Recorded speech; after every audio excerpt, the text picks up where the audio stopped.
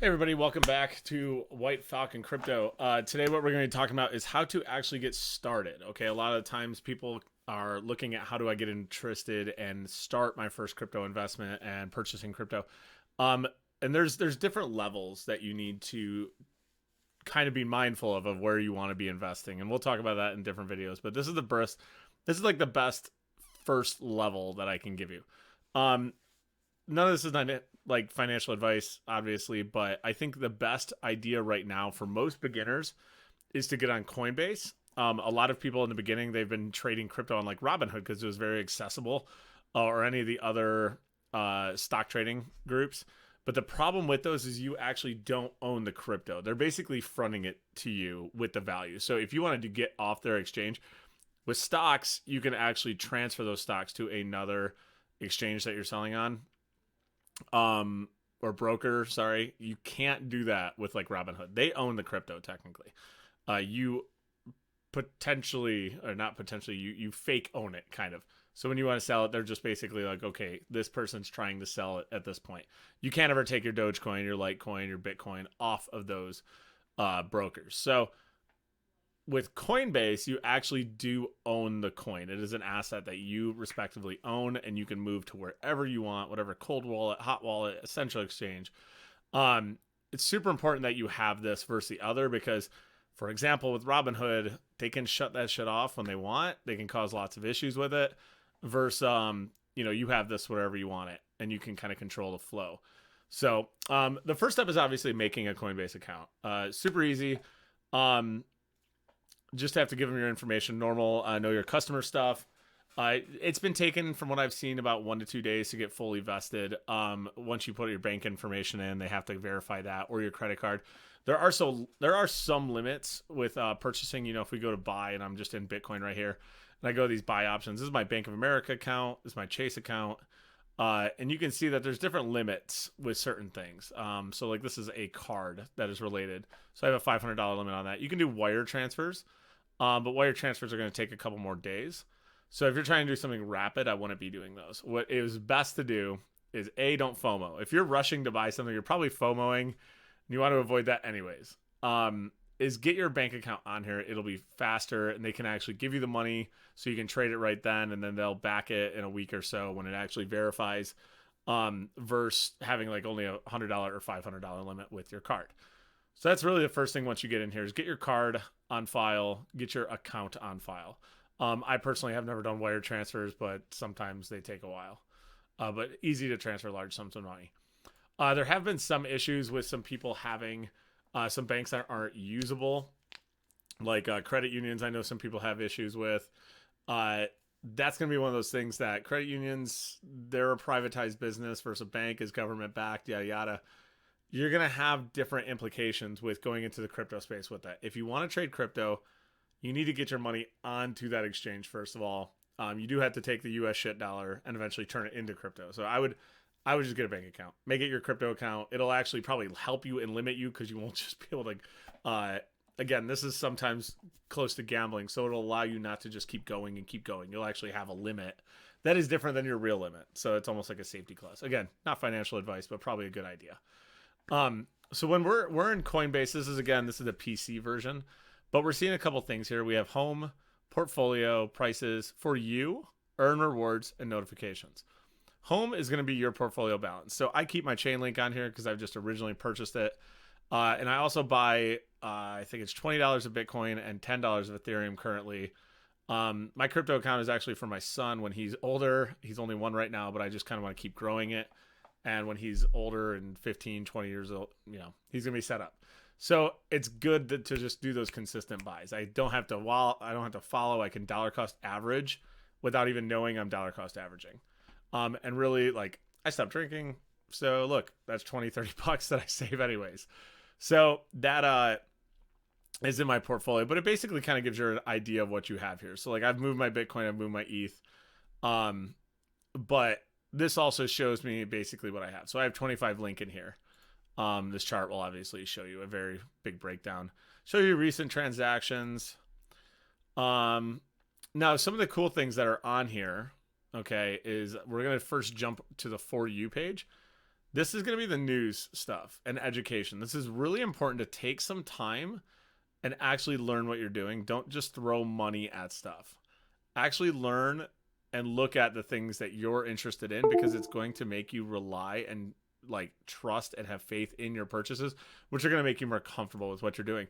They're going to make you also wait a little bit longer, versus if you just FOMO in something, you're going to be more apt to get rid of it quickly.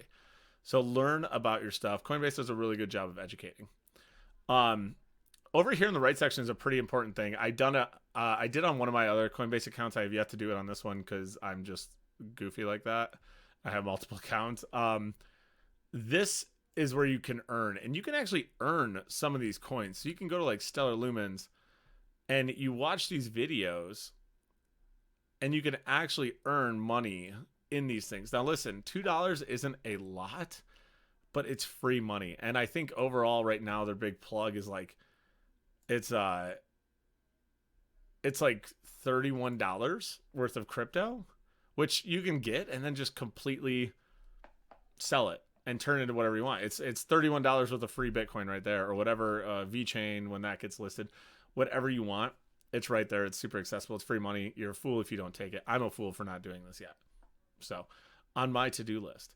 But going down this list on the left, again, you have your portfolio, you have prices. This is where you're going to see everything. Okay, when you're on Coinbase, the biggest thing to understand that Coinbase is a central exchange. It is going to limit you on what you can purchase. Okay, it doesn't just have every coin. It has coins that are tradable on the networks it supports and the coins that it carries. This is why, because Coinbase is one of the biggest ones here, if not the biggest in the United States. I can't remember now if it is actually the biggest.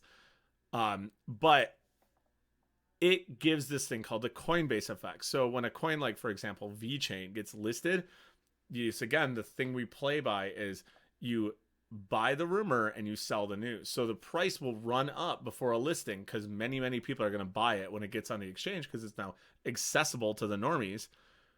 And then it's going to dump in price and correct. So it's a very big deal. When Cardano listed, it was like 94 cents or something. It was not $1 yet. Where was it? I think we were somewhere around. Yeah, it was somewhere around here, if I remember correctly. And then it listed and ran up to $1 and beyond, if I remember that one correctly. And it's a big deal. And then it corrects a little bit, and now we're seeing a second pump due to some other stuff. But this is where you're going to see what you can actually trade. Over here on the right is going to give you your tradable assets. These are the things that you can actually sell and buy and move on Coinbase. It is, again, limited. It's a good start, though.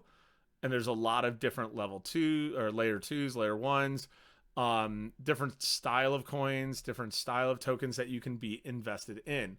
So a good way to kind of learn the space. Over here, you can also see, though, top gainers.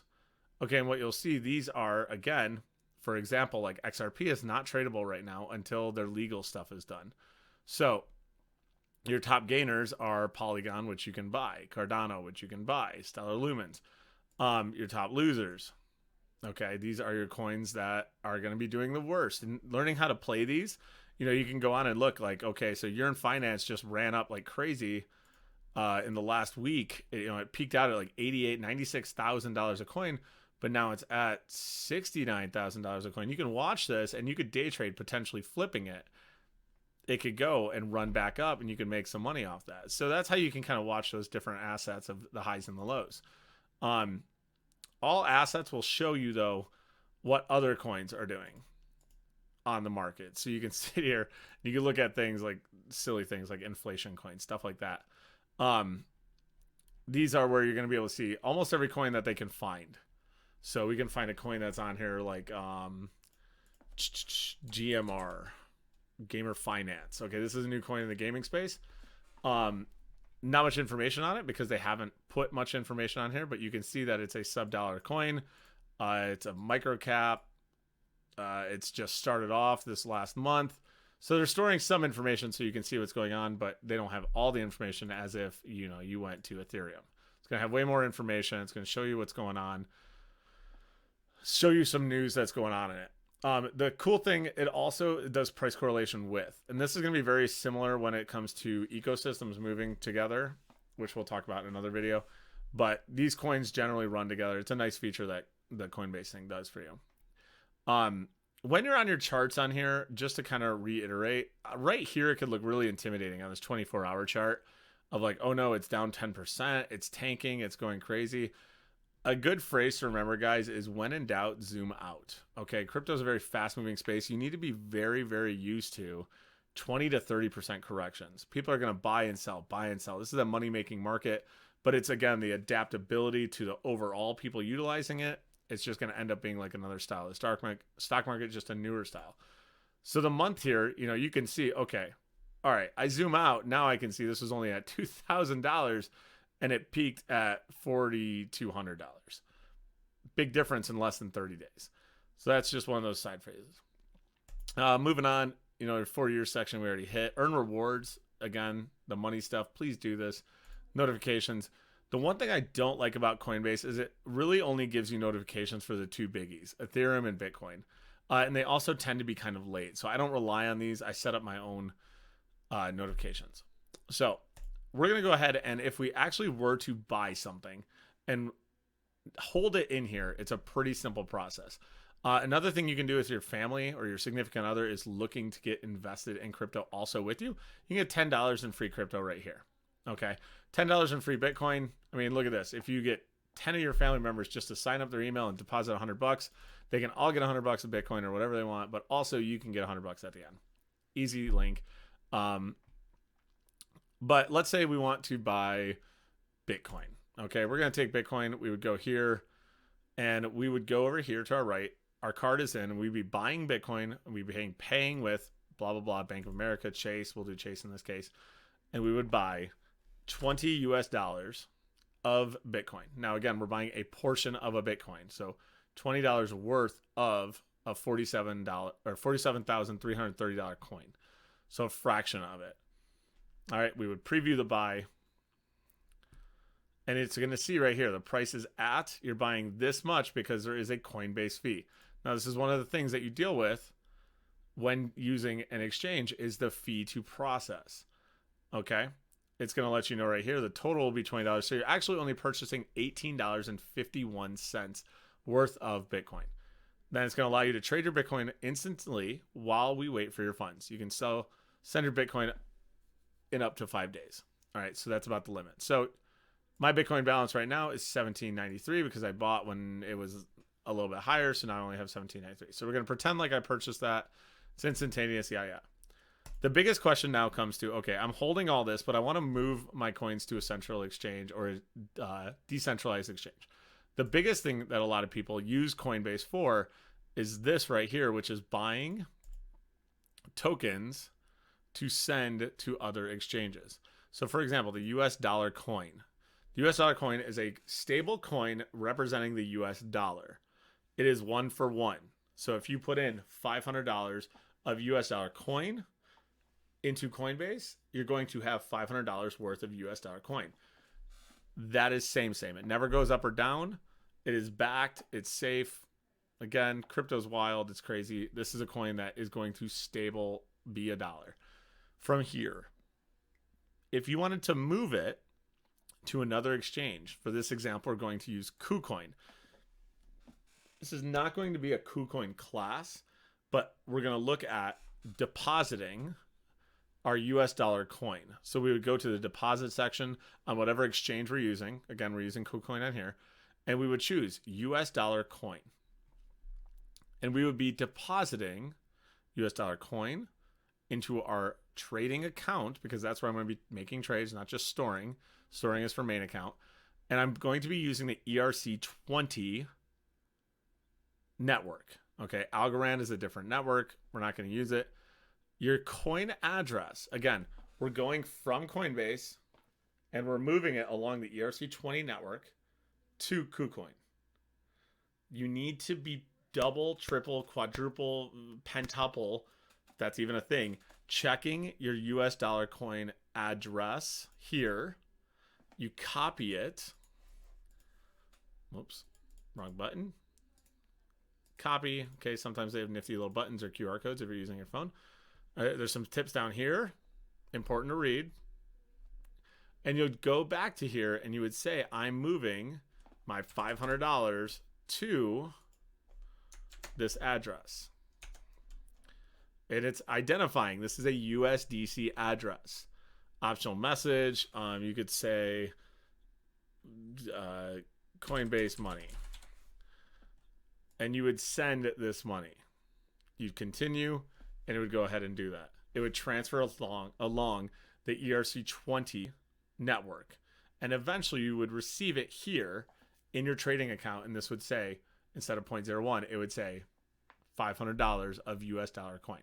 Now with US dollar coin, now in here, you can go into your market of whatever DEX or SEX you're using. And you can see, okay, I want to trade with my US dollar coin.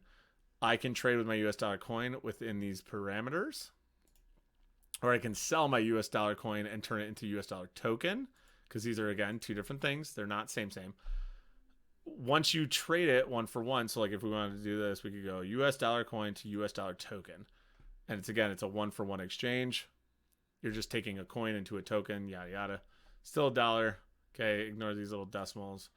And you would basically be able to purchase, 500. I want to buy $500 of US dollar token with my $500 of US dollar coin. You'd buy the USDT. Now that you have USDT, it opens a big world of what most of the crypto space is utilizing. And you would be able to take that $500 and bring it over here, USDT, and trade it for all these different cryptos. KuCoin's a great exchange. Lots of variety. Luna, for example, I just bought a bunch of Luna.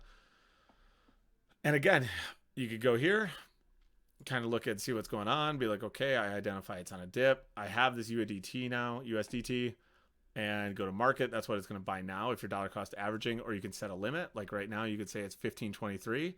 I want to buy this when it gets to 15.15. I want to spend, because I'm going to dollar cost average, not spending all $500 at once, because maybe it's going to go down more. I want to keep lowering down. I don't want to ape in right away. I'm not that committed. And you could set this for $100. When it hits 15.50, click buy Luna. It is going to set that order in the system. And when that ticker right here goes down to 15.15, it will pick up your $100 worth of Luna.